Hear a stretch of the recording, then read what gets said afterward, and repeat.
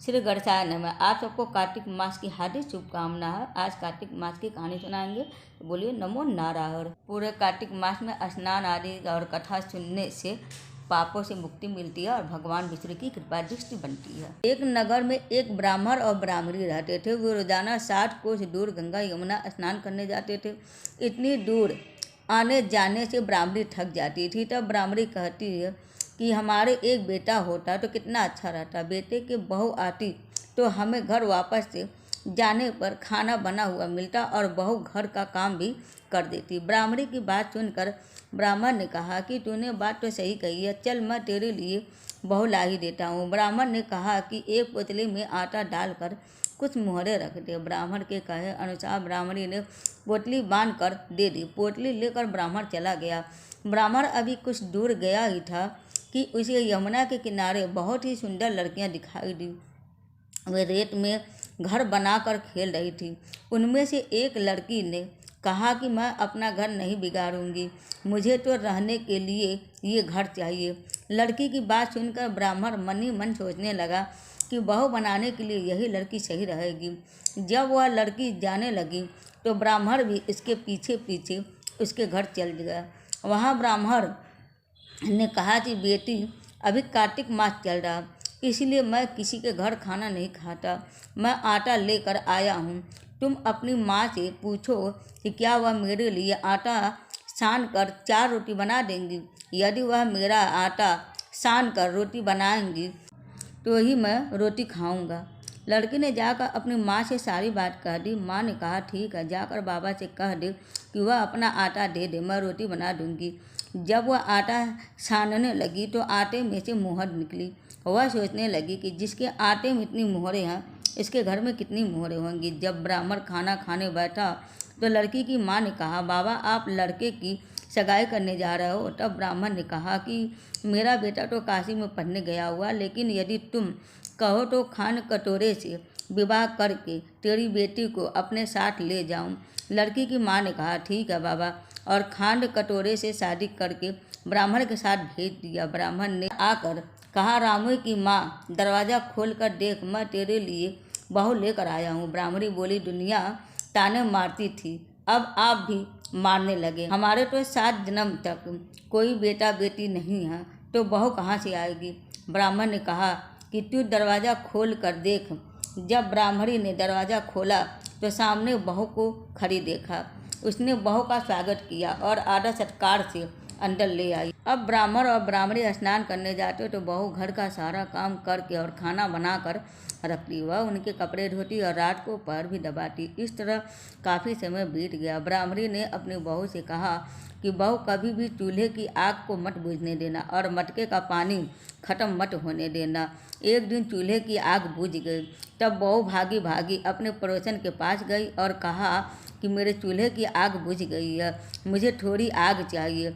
मेरे सास ससुर 4 बजे से गए हुए हैं, वह थके हारे आएंगे, इसलिए मुझे उनके लिए खाना बनाना है। वह पड़ोसन ने कहा कि तू तो बावली है, तुझे यह दोनों मिलकर पागल बना रहे हैं, इनको कोई बेटा नहीं है। बहू ने कहा, नहीं ऐसा मत बोलो, इनका बेटा तो बनारस काशी में पढ़ना गया हुआ है।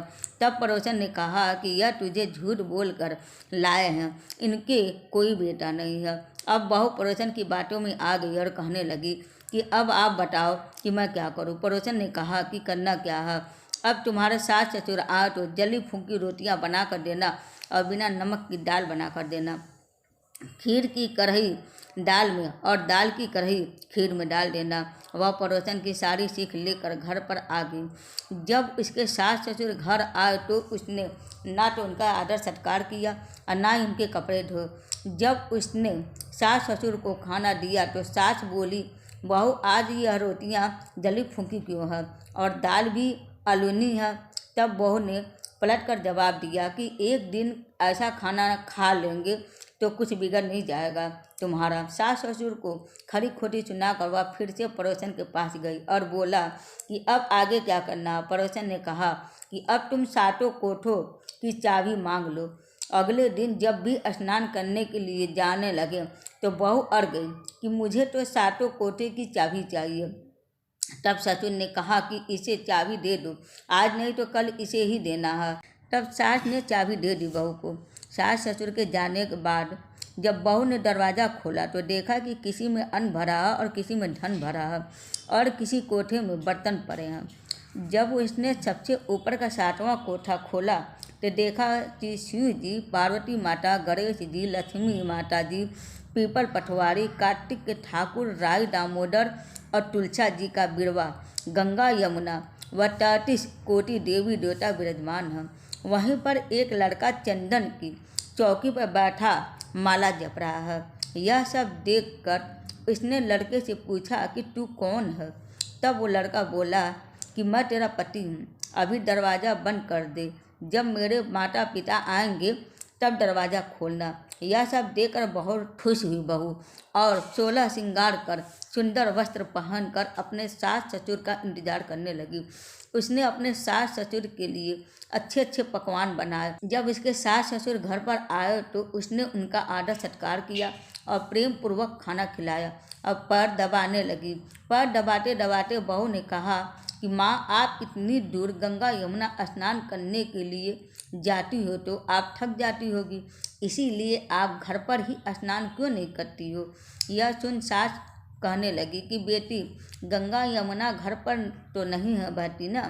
तब उसने कहा कि माँ जी, बहती हैं, चलो मैं आपको दिखाती हूँ। बहू ने 7वां कोठा खोल कर दिखाया तो उसमें शिव जी, पार्वती जी, गणेश जी, लक्ष्मी जी, पीपल पटवारी, कार्तिक के ठाकुर, राई दामोदर, तुलसा जी का बिरवा, गंगा यमुना बह रही है और 33 कोटि देवी देवता विराजमान है।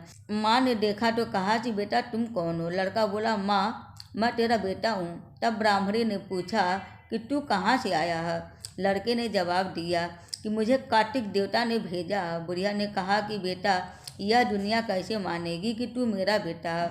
बुढ़िया ने कुछ विद्वान पंडितों से मदद मांगी। पंडितों ने कहा कि इस पार बहू बेटा खड़ा हो जा और उस पर बुढ़िया खड़ी हो जा। बुढ़िया ने चमड़े की अंगियां पहनी हो और छाती में से दूध की धार निकलकर बेटे की दाढ़ी मूछ भीगे और पवन पानी से गठजोड़ा बंधे, तब माने कि यह बुढ़िया का ही बेटा है। ऐसा ही हुआ। चमड़े की अंगियां फट गई और छाती में से दूध की धार निकलकर बेटे की दाढ़ी मूछ भीग गई। पवन पानी से बहू बेटे का गठजोड़ बन गया। यह सब देखकर ब्राह्मण और ब्राह्मणी की खुशी का ठिकाना न रहा। हे कार्तिक के ठाकुर, जैसे ब्राह्मण ब्राह्मणी को बहू बेटा दिया वैसे सबको देना। कार्तिक मास की कथा कहने वाले, सुनने वाले और हुंकारा भरने वाले पर कृपा करना अपना। जय कार्तिक भगवान जी, जय कार्तिक माता। कथा पूरा हुआ। उम्मीद करती हूँ कि आप सबको मेरा वीडियो पसंद आया होगा। हरे कृष्ण, हर हर महादेव।